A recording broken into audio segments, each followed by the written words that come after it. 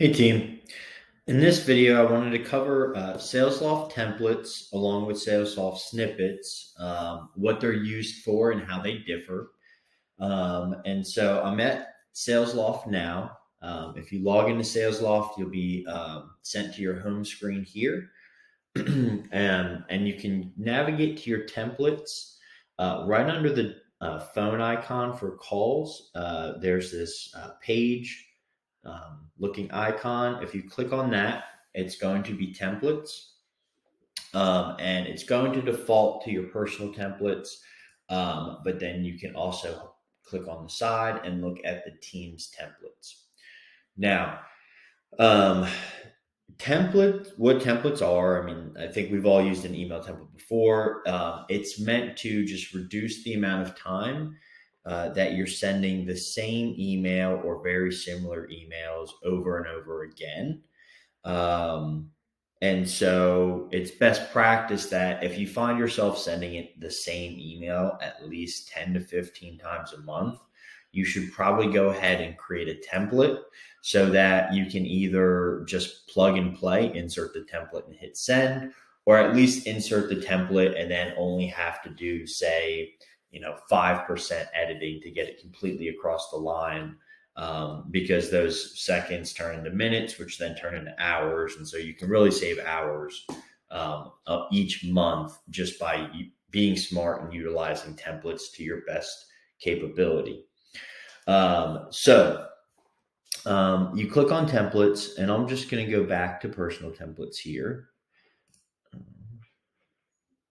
If my screen will work with me. All right.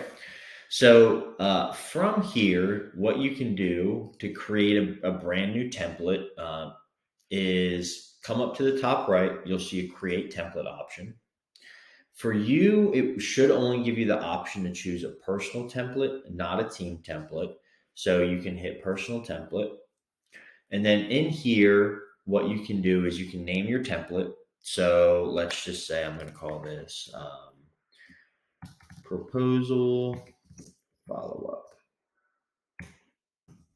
So this will be a template that I'm going to send people if I sent them a proposal and say it's been 10 days since they've gotten back to me.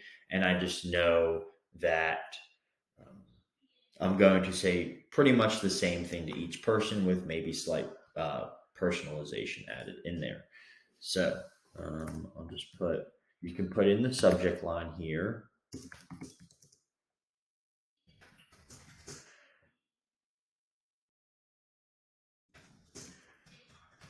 All right. And don't take any of the subjects or bodies as I type in here. Quite literally, English is not my preferred, subject of choice. So you can put in the subject line there, and then you can say, hey there, and then you can also insert what are called dynamic fields, which you can find by this open and close bracket icon here. So if I click down here, you have what are called person fields at the top. And then as you scroll, you'll see account fields. So if they're linked to an account, you can pull some account fields. We have time fields, and then things that are called my fields, what are going to be your unique attributes. So like your name, your email address, your meeting URL, et cetera, et cetera. So I can say, hey there, and then it'll fill in their name. And you can then do, all, well, then about,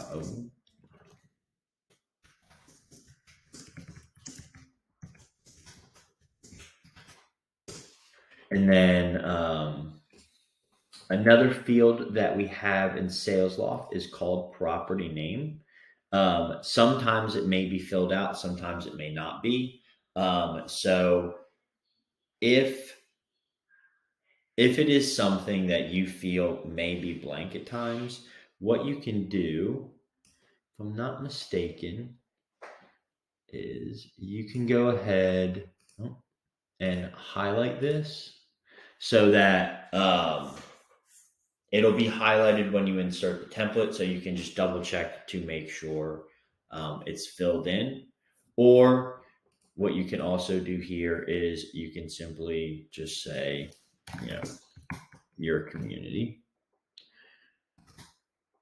And that'll also be highlighted. And then if you want to fill it in with the actual property name, you have the option to do so.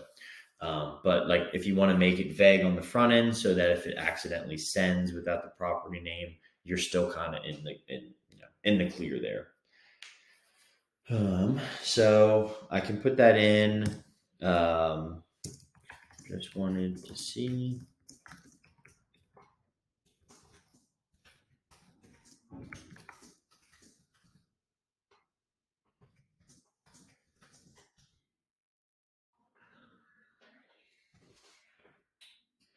I'm going to get rid of that.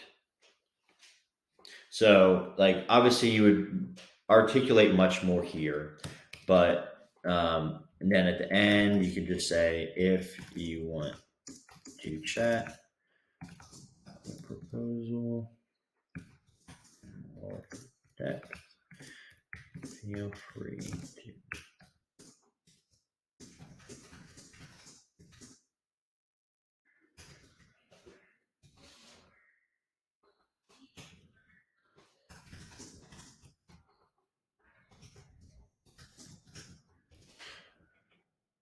Right.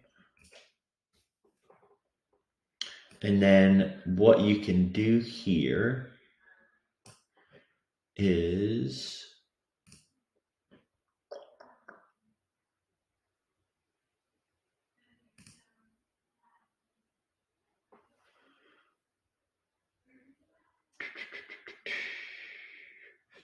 oh yeah.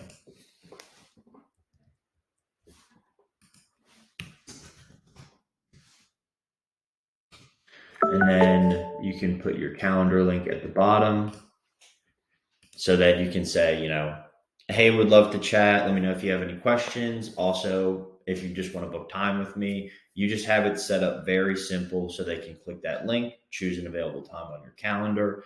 And it's just a very frictionless way to follow up with them. And if this is something that you're sending to people quite a bit, why not go ahead and templatize it so that you can save yourself some time. I also want to point out that these tags at the bottom are very important to use because it's how we folder or organize all of our templates. So if I wanted to call this proposal, I can tag a proposal, and then it will go into a proposal subfolder, which I'll show you in a second.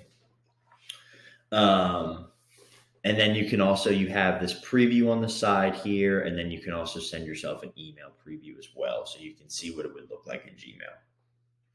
So that's a template. I'm going to go ahead and cancel out of here. That is one way that you can create a template.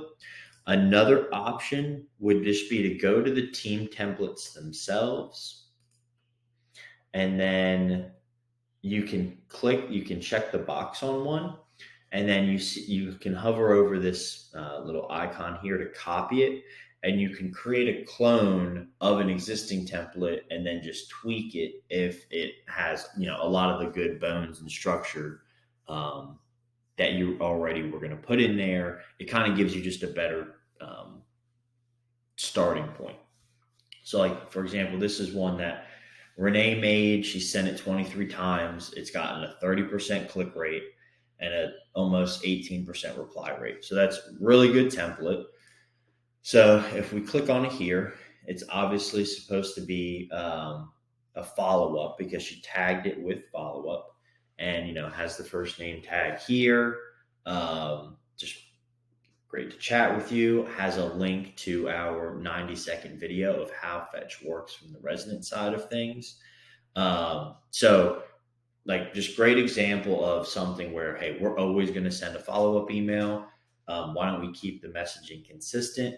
Allow for us to also do some personalization in here. such as changing this from property name to actually typing in the property name, et cetera, et cetera. And then she can just use that very quickly in Gmail, which I'll show just as an example. And I know I do cover this in a later video. But if I go to my Gmail, if I open up my compose button, and of course, this is acting up for, oh, there we go.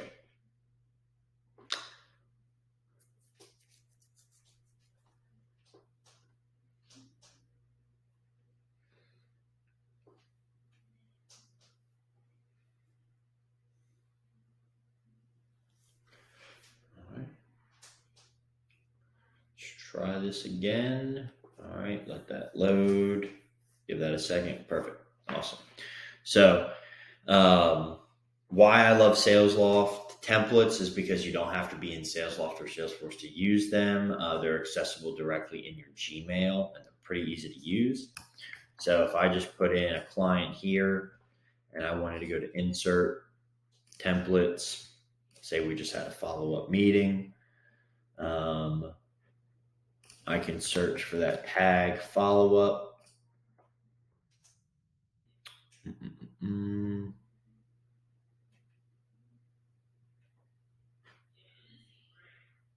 Choose this one. I get a preview of it. Yep, that's the one I want to use. I insert that here, and boom, pops in Jessica's name, pops in Graystar Management's name, has the link to the video, and then I can just send it immediately. So super simple. I don't have to type this out every single time. I don't have to keep it pasted on my notepad, so I can go back and reference it. So very easy to use there. Now, going back to Salesloft, I'm then going to talk about snippets and the difference between snippets versus templates. So snippets are meant to be supplementary or in addition to your existing email, either template or one-off email that you're going to send to a client. So you can find snippets in Salesloft just one down from the templates icon. It's going to be the quotation marks. So if you click on that, same exact behavior where it starts on your personal snippets, and then you can go to the side and you can use the team snippets. Now, snippets, like I said, they're meant to be used in conjunction with your email body. The best use case for snippets are just one-liners or quick links, or just if you're describing something that you have to end up describing a bunch, but it's not really the whole email itself. Snippets are quite useful. So an example of a good snippet is like changing signing responsibility. So this is one where if a client asks really quick, hey, thanks for sending me the contract for signature. XYZ is actually going to sign it. Danielle created this snippet so that she can show someone, hey, this is how you can assign someone else the signer. So something really quick and simple to throw in there. Another one would be this one, which is an explanation of our Appendix A. So it's not uncommon that we send out a contract and the client goes, hey, can you just explain some of this to me? This snippet explains the Appendix A to the client. And it makes sure that when we're explaining it to the client, we're using the same verbiage. It's a consistent message. And it ensures that you don't miss anything. Because if we make sure the snippet has everything included in it, it's not like you're going to send something and then they're going to go, oh, well, hey, what about this? So those are great use cases for a snippet. One other one I'll just point out is we do have all of our case studies in here as a snippet. So in here, we've just put check out our case study about, and it will list where it is. So the market, the community name, and the management group. and then we embolden and italicized kind of like the catch-all or the synopsis, the quote from the client that the case study highlights, and then a link to actually go and read the case study. And so these are just things that you might use frequently that are really good to just have as a snippet. This way you don't have to type it out. You don't have to go find that link and then hyperlink it in your email. So I'll show you that in action as well here. So say I'm sending this follow up to Jessica. Let's just play pretend she lives in she's in Portland and she oversees a property there. I can click the insert button, go to snippets, and then we have all these case studies here. So we have the Gray Star case study in Portland there. I hit insert, and then it just, rather than taking out the whole email like a template would take out anything that's in the body of the email and replace it with the template.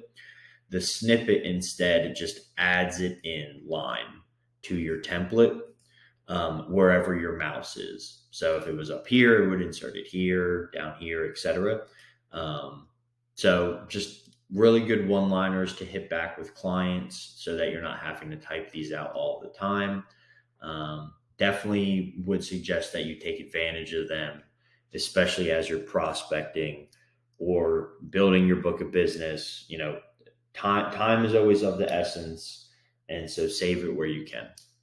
So appreciate the time watching this. As always, if you have any questions, reach out to the revenue operations team, and we'll get you squared away. And if you need any one-on-one time walking through this to just feel more comfortable or get a better grasp on Salesloft itself, we're definitely open to doing so.